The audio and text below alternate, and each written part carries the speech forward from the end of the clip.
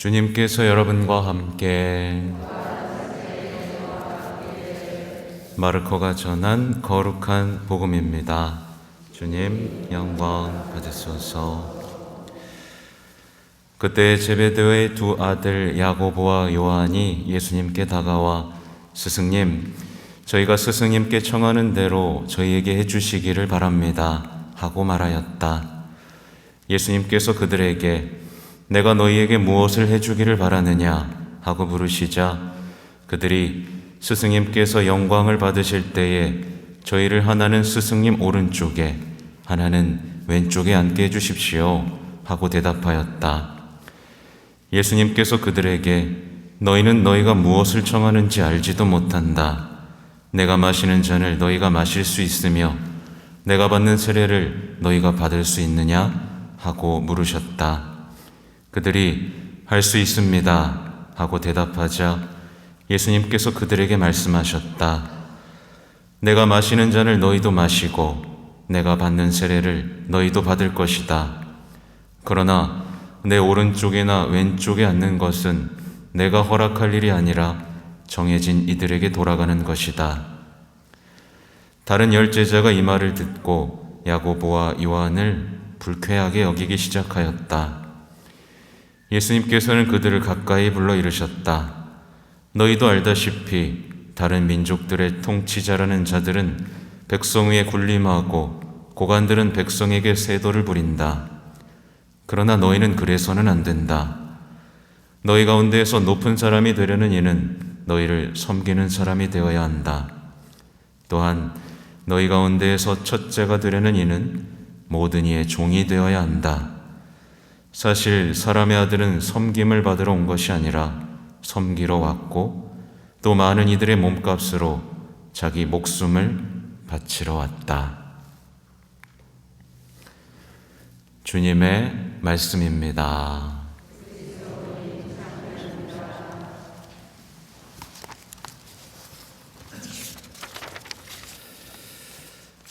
자비로의 교회를 이끌어 주신 주님 기억하며 감사하게 하소서.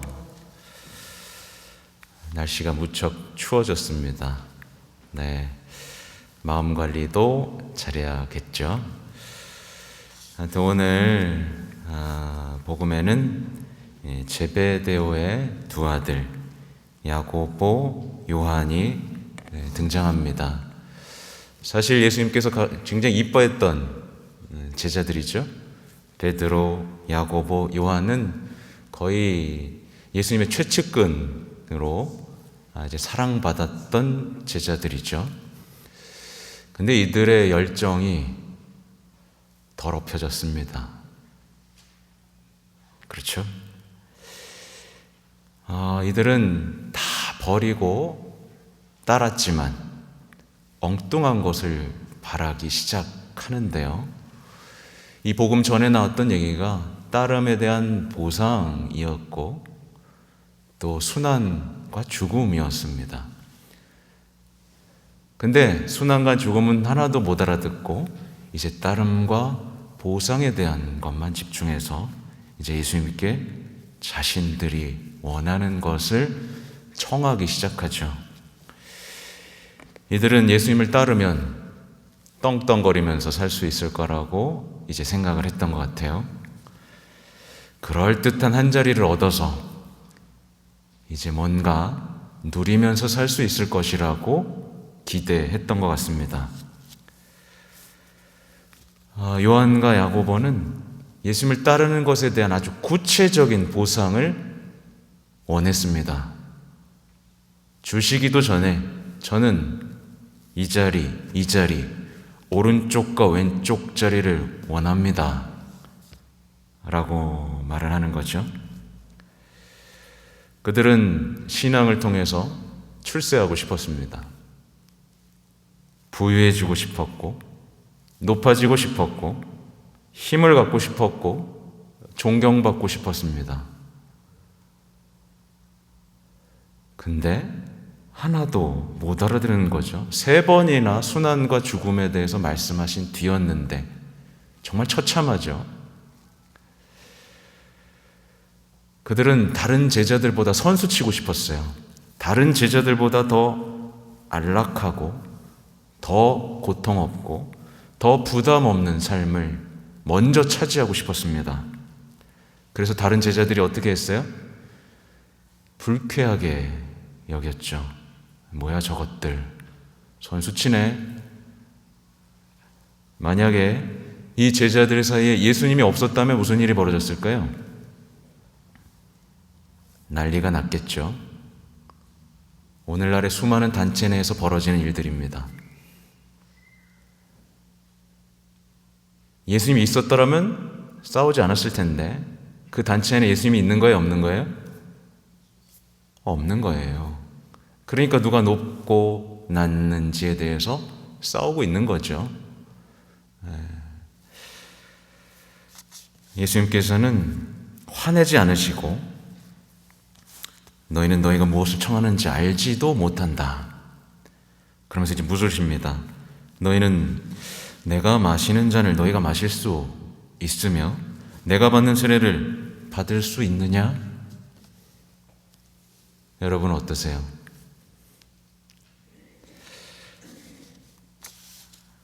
무엇이 잔이고 무엇이 세례였을까? 복음을 살펴보면 그래요.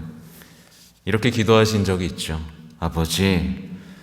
아버지께서는 무엇이든지 할 수 있으시니 이 잔을 저에게서 거두어 주십시오.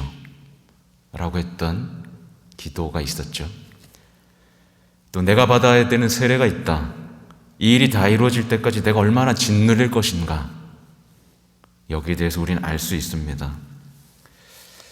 말하자면 예수님의 순환, 고통, 그 죽음의 잔을 함께 마시는 것이 뭐예요? 주님의 잔을 마시는 겁니다.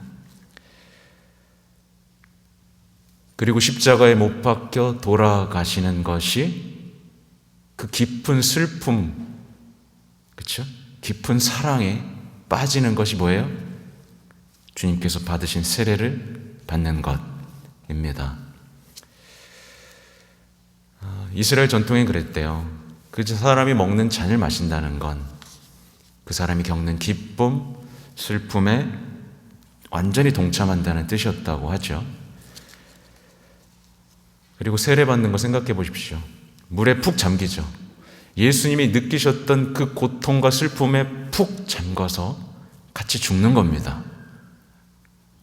하실 수 있겠어요? 예수님께서 사랑하셨던 사람들을 사랑하고 슬퍼하셨던 것에 함께 슬퍼하고 그분이 겪으셨던 조롱과 모욕을 함께 참아 받으실 수 있겠느냐?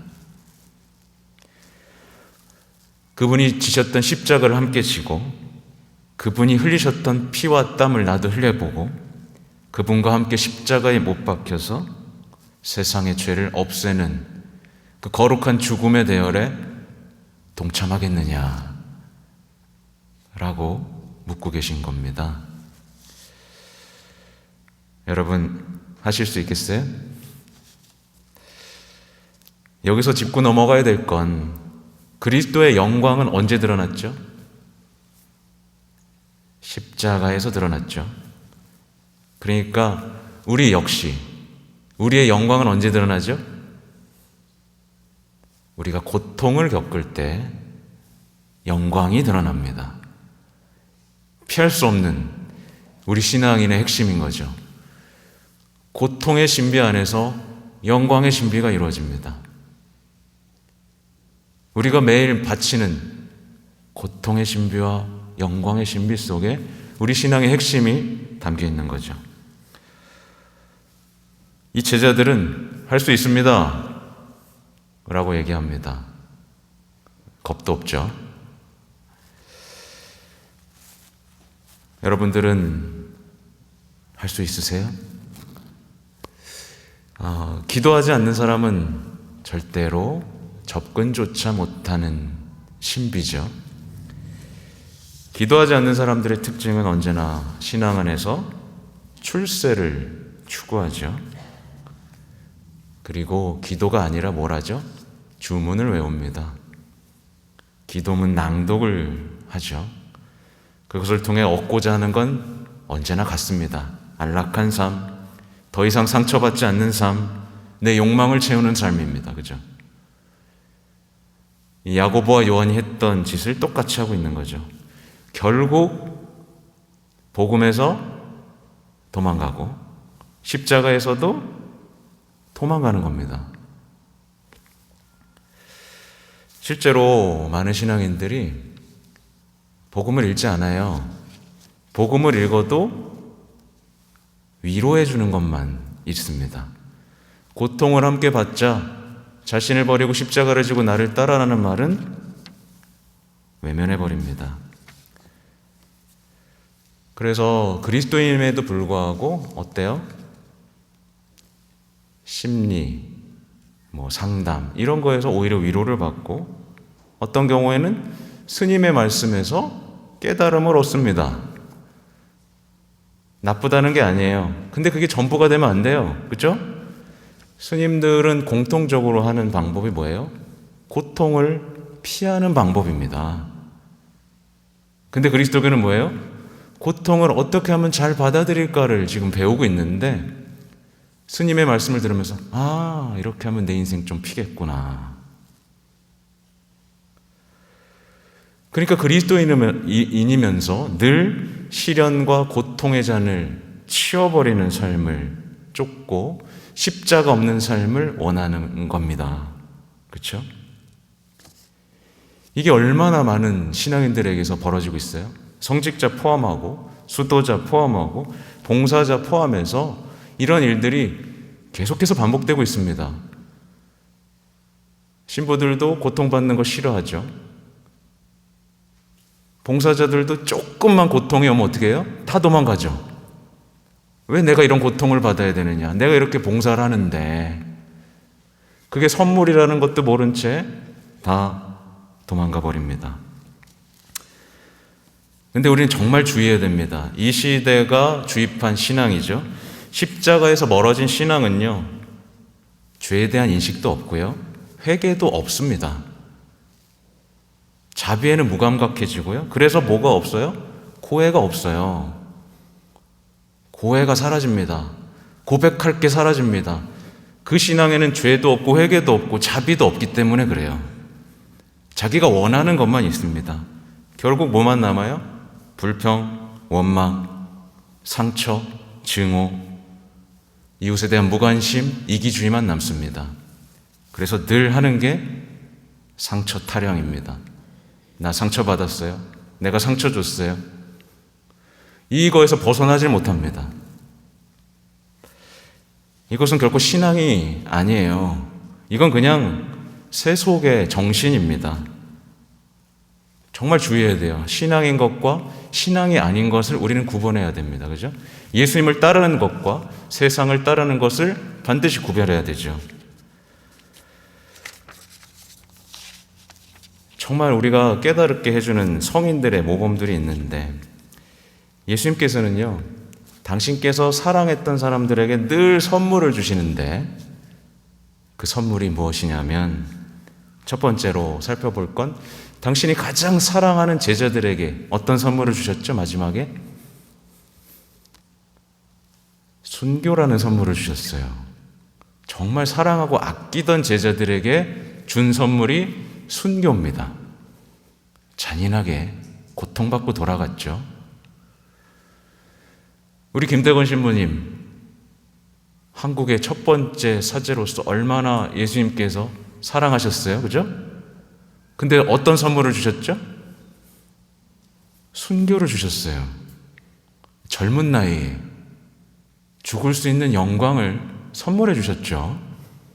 이상하죠? 이해할 수 있으시겠어요? 그리고 프란치스코 성인 다들 아시죠? 비오 성인도 다 아시죠? 얼마나 하느님을 사랑했습니까? 그죠? 얼마나 세상에 하느님을 드러냈으면 제2의 그리스도라고 부르기까지 했어요. 그분들에게 예수님께서 주신 선물이 뭐였죠? 오상이었습니다. 예수님께서 겪으셨던 똑같은 고통을 선물해 주셨어요. 그리고 마지막으로 예수님께서 정말 정말 아끼고 사랑했던 분이 있습니다. 누구죠? 성모님이죠. 그죠? 성모님은 정말 사랑하고 아꼈죠. 근데 어떤 선물을 주셨어요? 십자가 밑에서 당신이 아들의 죽음을 바라보는 선물을 주셨습니다. 그리고 그 찢어졌던 예수 성심과 똑같은 고통을 느낄 수 있는 성심을 선물해 주셨죠. 그래서 예수 성심과 성모 성심은 언제나 나란히 공경받고 있죠. 그죠? 같은 고통을 받으신 거예요. 이게 선물입니다. 이분들은 모두 예수님의 슬픔과 함께 했고, 함께 고통받았고, 함께 세상의 죄를 지었고, 함께 세상의 죄를 없애버렸습니다. 그분들은 승리했고요, 사랑으로 세상을 이겼습니다. 이분들은 모두 순환과 고통을 통해서 영광스럽게 되셨고, 우리는 이분들이 영광스럽게 된 날을 축일이라고 부르고 함께 기뻐하고 공경하죠. 이게 고통의 신비, 영광의 신비입니다. 예수님께서는 너희는 그래서는 안 된다 라고 말씀을 하시죠. 높은 사람이 되려고 하지 말고 섬기라고 하십니다. 첫째가 되려거든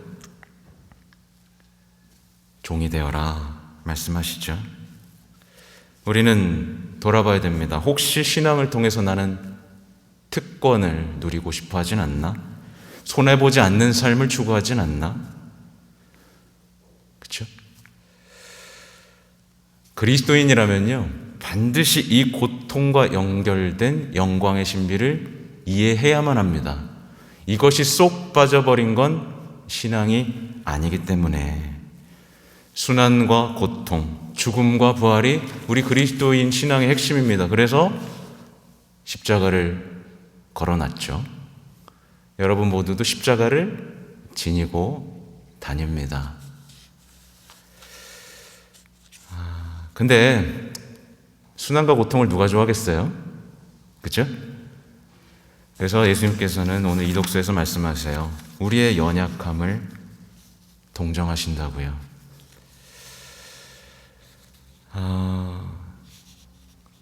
그래도 우리는 해내야겠죠? 우리는 십자가야말로 승리의 길이고 십자가야말로 세상을 이겼다라는 것을 압니다. 그래서 수많은 성인들이 이 길을 걸어갔고 수많은 사람들이 자신을 희생하고 남의 고통까지 참아받으면서까지 예수님에 대한 사랑과 충실함을 증거했죠. 그죠? 우리는요, 십자가 앞에 선 신앙인입니다. 그분의 끔찍하게 드러난 오상 앞에서 무릎을 꿇고 자비를 청하는 신앙인입니다.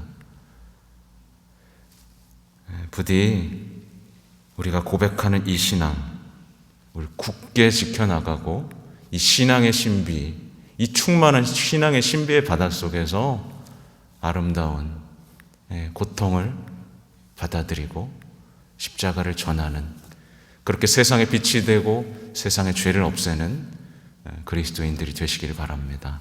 아멘.